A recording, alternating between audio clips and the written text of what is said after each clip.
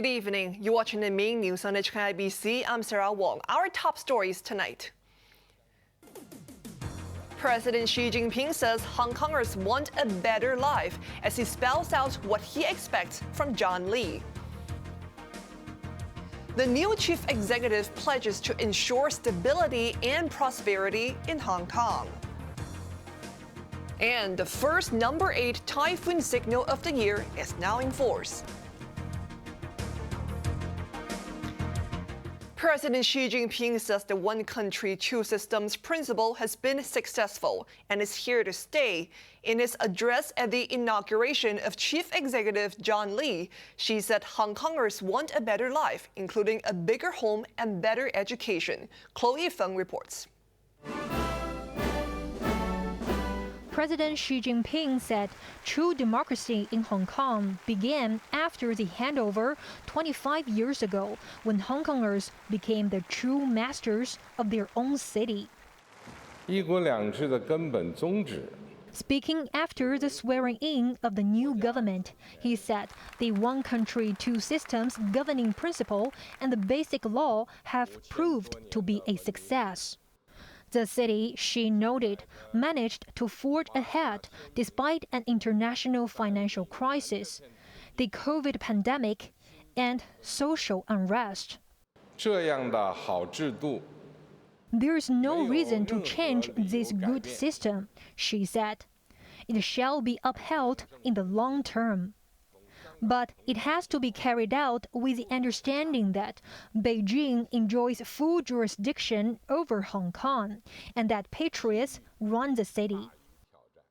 世界上没有一个国家 No country in the world allows non-patriots, traitors, or anti-national forces to hold executive power, Xi asserted. He said having patriots in charge is a fundamental requirement to secure stability and peace. Looking ahead, Xi outlined his 4 expectations for Chief Executive John Lee's administration. These are bolstering governing efficiency, resolving livelihood and social issues, maintaining harmony and stability, and better economic integration with the mainland. 当前香港最大的民心 What Hong Kong residents want is to have a better life, living in a bigger house, having more business opportunities, getting better education for their children, and having better elderly care, Xi said. He went on to say that the new government should act with a greater resolve to address key issues to benefit all citizens. The president added that the city's future depends on its use. Chloe Feng, HKIBC. New Chief Executive John Lee says the next 5 years will be crucial for Hong Kong. He pledged to open a new chapter to make the city better and ensure stability and prosperity. Macy Mock reports. The Convention and Exhibition Center in Wan Chai was filled with 1,300 guests for the swearing-in of John Lee as Hong Kong Chief Executive in a solemn ceremony officiated by President Xi Jinping. 本人李家超谨此宣誓。 The 64-year-old former number 2 pledged to uphold the basic law, bear allegiance to China, and serve Hong Kong. Unlike his predecessor, Carrie Lam, Lee did not shake hands with Xi, but bowed instead. Hong Kong's new leader thanked Beijing for helping the SAR overcome challenges, including the Occupy movement in 2014 and the social unrest in 2019. He said the next 5 years will be crucial for the city to advance to prosperity while staying vigilant against threats. 政府会全面用好话语权。 The government will send officials and delegations to visit overseas countries and regions.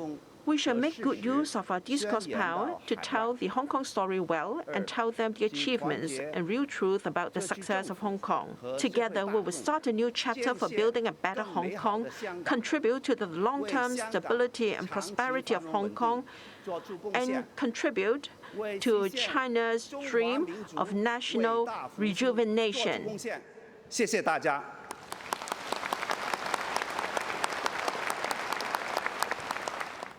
我谨此宣誓。 Lee's 26 principal officials, led by the new Chief Secretary, Eric Chan, also took their oath of office. Chan and Eric Tsang, Secretary for Constitutional and Mainland Affairs, were able to take part after recovering from COVID. Then it was the turn of executive councillors, including convener Regina Ip, to be sworn in. Former chief executives Leung Chun-ying and Donald Tsang joined Lam for the event. However, 84-year-old Tong Chi-hua, the city's first chief executive, was absent. Those at the ceremony had to take special precautions, including staying in a hotel for at least one night and undergoing COVID tests. Maisie Mock, HKIBC. President Xi left Hong Kong by train early this afternoon, concluding a visit that lasted 11 hours over 2 days. Raymond Yang reports. Following the inauguration of the new government, President Xi Jinping had a closed-door meeting with John Lee. According to the Xinhua news agency, Xi ordered the chief executive to accurately implement one country, two systems, unite everyone in society, and lead the city away from chaos and towards prosperity. Xi then met top officials from the three branches of government. During a long round of applause, he was introduced to Lee's cabinet, including financial chief Paul Chan and executive council convener Regina Ip. Xi had a long chat with former Monetary Authority Chief Joseph Yan, one of 9 executive councillors to be reappointed. Chief Secretary Eric Chan was also there to greet the president. A notable absentee was Tam Yu Chung, Hong Kong's sole delegate to the National People's Congress Standing Committee. He was diagnosed with COVID yesterday. The president's hectic schedule continued with a brief, low-profile visit to the PLA garrison's central barracks. It was a stark contrast to a military parade staged for him in Pat Hong 5 years ago. Xi and his wife Pang Li-yuan wrapped up their whirlwind visit at 1 p.m. when they were given a colorful send-off at the high-speed rail station in West Kowloon. Unlike 2017, the couple did not visit the community or talk to residents this time. Raymond Yang, HKIBC. Most public transport services have come to a halt as the observatory issued the first number 8 typhoon signal of the year. According to the present forecast track, Chiba will be closest to Hong Kong tonight and tomorrow morning, skirting at about 300 kilometers to the southwest of the territory. Chiba is expected to further intensify and its associated gale will edge closer to the Pearl River estuary later today. Local winds will strengthen further.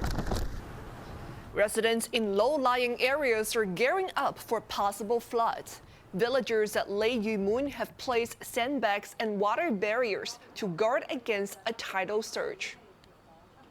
Police have arrested a man after the body of a female yoga instructor was found in a room of an upscale hotel in Tsim Sha Tsui.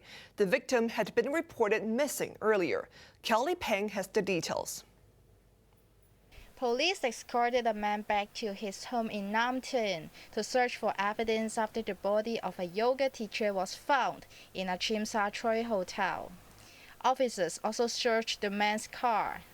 It all began when friends of 23-year-old Akra Chow appealed to netizens through Facebook for information on her whereabouts after she went missing.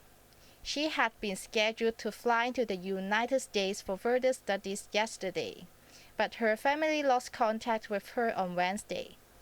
After the missing notice was posted, A man, said to be Chow's former boyfriend, turned himself in at Wong police station last night.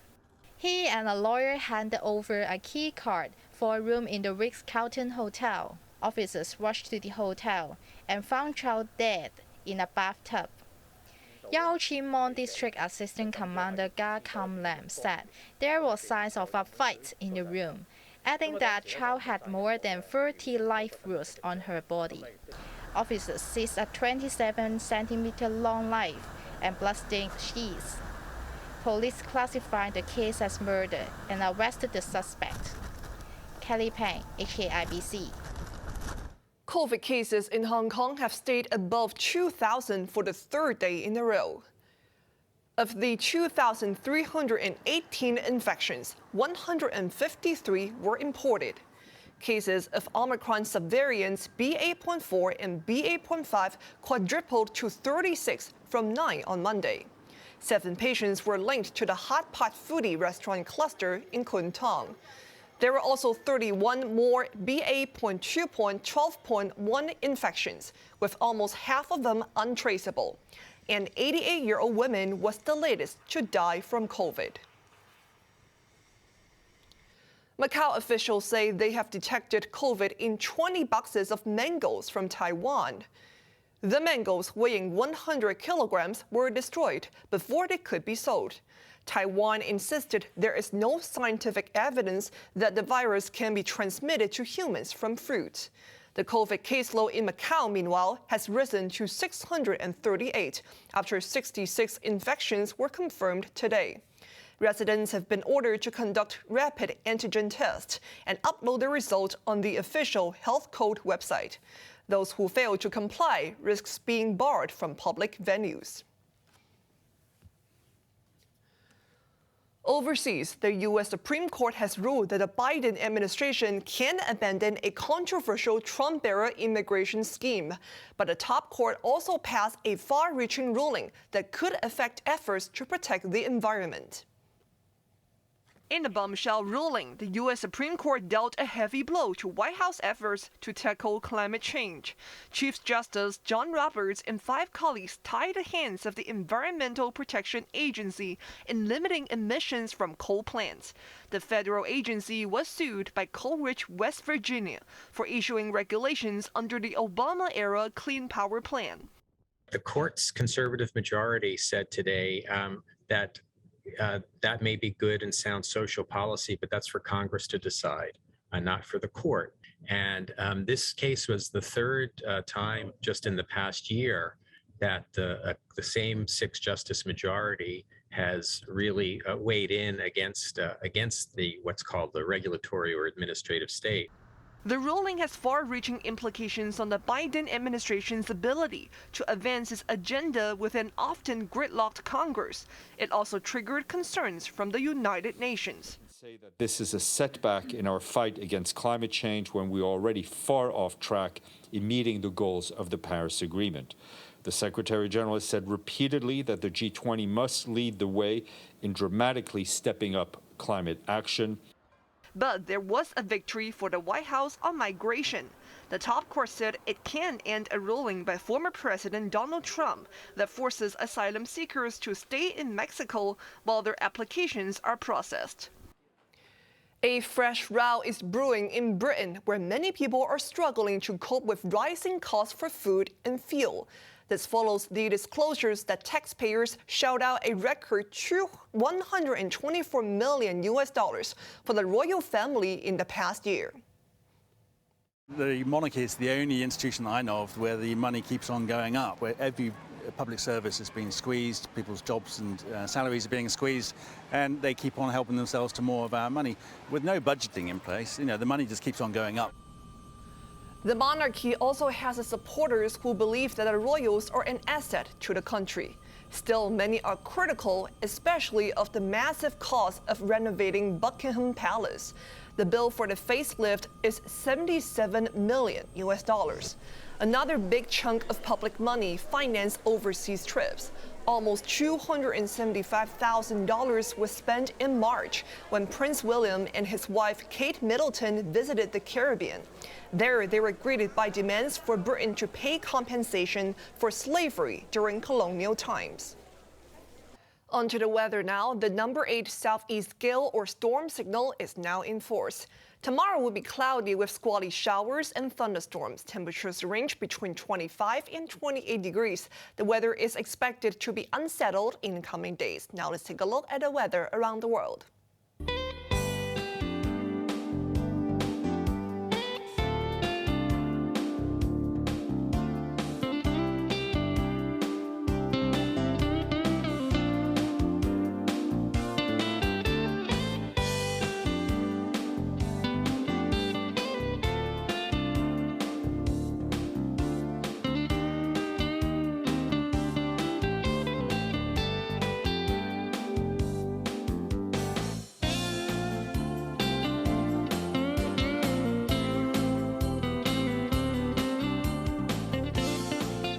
That's our main news on the 25th anniversary of the handover. Join us for updates at 11. I'm Sarah Wong. Thanks for watching. Please stay safe and take care.